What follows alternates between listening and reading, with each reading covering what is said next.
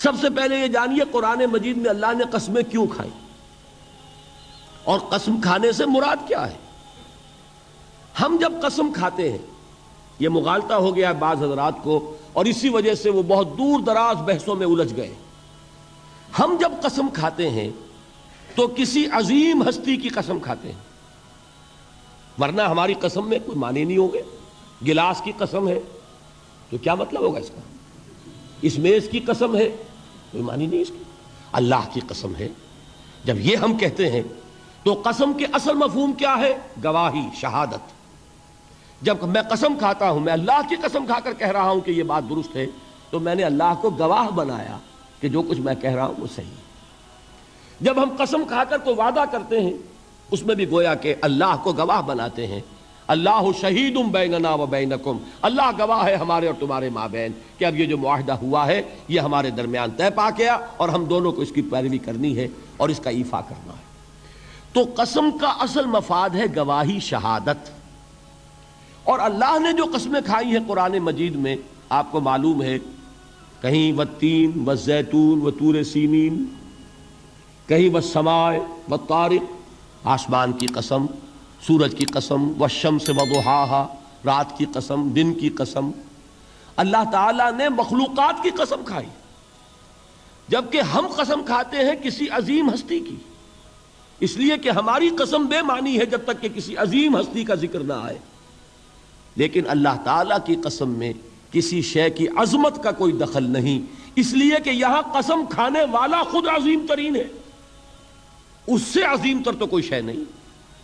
لہذا یہاں قرآن مجید میں جو قسمیں کھائی گئیں ان میں کسی شے کی عظمت کا معاملہ نہیں ہے، بلکہ مجرد شہادت اور گواہی۔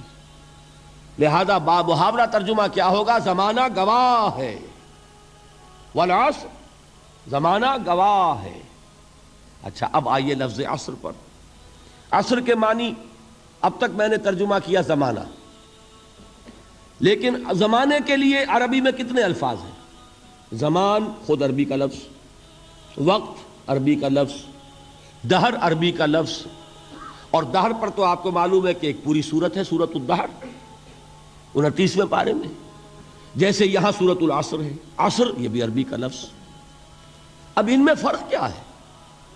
دیکھیے، دہر اور عصر، ان دونوں الفاظ کو سمجھ لیجئے، اور یہ جو جدید جنہوں نے کچھ فزکس کا کوئی مطالعہ کیا ہے یا کچھ معلومات رکھتے ہیں، وہ در حقیقت ان الفاظ کی گہرائی کو سمجھ سکیں گے۔ آپ حضرات کے علم میں ہوگا یہ، اور جن کے علم میں نہیں ہے وہ اس وقت اس کو ذہن نشین کر لیں کہ آئنسٹائن ایک بہت بڑا فزسسٹ، ماہر فزکس، اس وقت دنیا کا عظیم ترین سائنسدان وہ مانا گیا اس صدی کا۔ آئنسٹائن نے ایک نظریہ پیش کیا جس کی روح سے یہ جو سپیس کا ہمارا کانسیپٹ ہے کہ یہ 3 ڈائمینشنل سپیس ہے، 3 ابعاد ہوتی ہیں، کوئی شے ہے اس کا طول ہو، عرض ہوگا، اور گہرائی ہوگی یا اونچائی ہوگی، یہ 3 ڈائمینشنز ہیں۔ یہ کمرہ ہے، ہال ہے، اس کی لمبائی ہے، چوڑائی ہے اور اس کی اونچائی ہے۔ کوئی شے بھی ہوگی اس میں یہ 3 آپ کو اس کے ابعاد ملیں گے۔ اب ابعاد کا لفظ آپ نہیں سمجھیں گے، ڈائمینشن سمجھ جائیں گے، لیکن جو انگریزی نہیں جانتے ان کے لیے ابعاد کا لفظ بول رہا ہوں، اعراض کہہ لیں، ابعاد کہہ لیں، لیکن یہ ثقیل لفظ ہے، dimensions, 3 dimensional concept of space. لیکن آئنسٹائن نے جو بات بیان کی وہ یہ ہے کہ time is the 4th dimension of space. یہ جو ہمارا تصور ہے وہ تو ہے 3 ابعاد کا، حقیقت میں سپیس جو ہے 4 ڈائمینشنل ہے، اور ٹائم جو ہے، وقت، وہ در حقیقت 4تھی ڈائمینشن ہے اس سپیس کی۔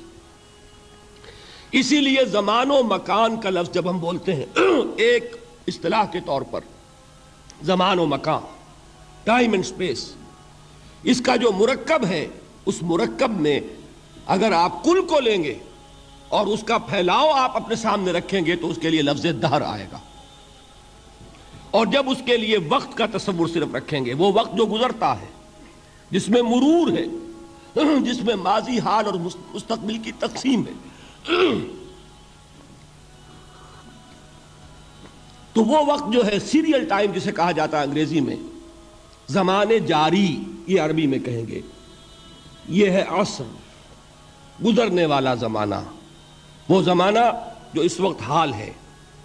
ایک لمحہ ہے حال، اگلے لمحے وہ ماضی ہو گیا، اور اس سے پہلے لمحے وہ مستقبل تھا۔ ہر لمحہ جو ہے وہ گزر رہا ہے کہ میں اپنی تسبیح روز و شب کا شمار کرتا ہوں دانا دانا۔ یہ زمانہ جو ہے گزرتا ہے ماضی، حال اور مستقبل میں، اس کو کہتے ہیں عصر۔ اسی لیے اب اس کا ترجمہ کیا ہوگا؟ تیزی سے گزرنے والا زمانہ گواہ ہے۔ یہ زمانہ گزر رہا ہے، یہ تمہیں اپنی غفلت میں ٹھہرا ہوا نظر آ رہا ہے۔ ہوشیار ہو جاؤ، یہ زمانہ تیزی سے گزر رہا ہے۔ دل کی ہر دھڑکن کے ساتھ تم اپنی قبر سے قریب تر ہوتے چلے جا رہے ہو۔ یہ چونکانے کا انداز ہے، یہ زمانہ جو تیزی سے گزر رہا ہے۔ یہ دیکھیے، ایک شعر بچپن میں ہم نے پڑھا تھا، اس وقت اس کی کیفیت آپ پر طاری ہوگی۔ غافل تجھے گھڑیال یہ دیتا ہے منادی، گردوں نے گھڑی عمر کی ایک اور گھٹا دی۔ Every minute which is passing, it is bringing you nearer to your grave.